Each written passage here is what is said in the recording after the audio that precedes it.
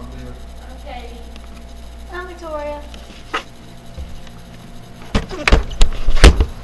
Hey, this is Hayden Hulett, and this is my narrative speech. As a kid, I always wanted to be just like my brother.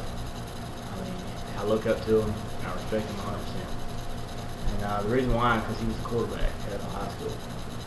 And that was the one thing I wanted to strive to do, was to be quarterback. Now, starting my 7th grade year, I got to play junior high football at Ethel. And I knew I had to play quarterback, because that was the one thing my brother did, and I knew I had to be the same way. Although I didn't get my chance to play quarterback, they started me out at wide receiver. And I was happy to be starting, because I got the chance to play. We practiced a lot until our first scrimmage game was against the 8th graders, and they were way better than us.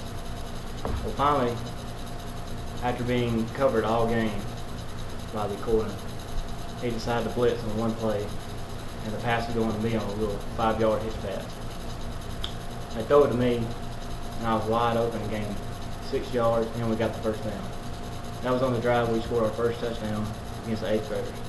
We knew after this scrimmage game we were going to have a great season, and we did. We went 3-1, and we beat our rivals twice. And even though I didn't get to be quarterback, I knew next year I might have my chance. Starting 8th grade year, everything was going great. Coaches put me in, I was getting snaps, I was happy, everything was going great. Until one day in the lunchroom, my heart started going 190 beats a minute. Something was wrong, so I called my dad, and he came and picked me up, driving like a maniac. So I get to the hospital, and they gave me an IV and everything, and got my heart rate down. Trying to find out that I have an incaved chest, putting pressure on my heart.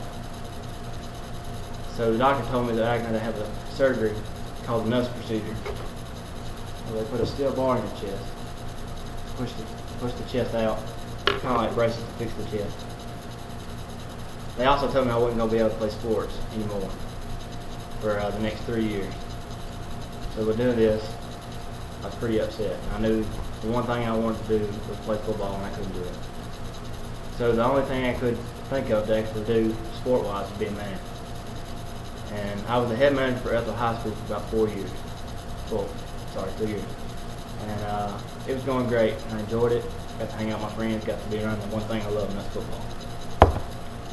Senior year came around, and it was finally the 3rd year of that steel bar. And I was going to get it out the month before the football started. I was happier than ever. Sorry, my words and stuff. I was going to be able to play until the doctor decided he couldn't do it that month, so they moved it a month back, and that was when football season started. I was pretty upset, knowing I wasn't going to be able to play sports, but I was even happier when they got the steel bar out. So I decided not to play sports at all and just keep being a manager. And the coach knew how much heart I had, so they selected me to be the all-star manager at the Mississippi High School football team.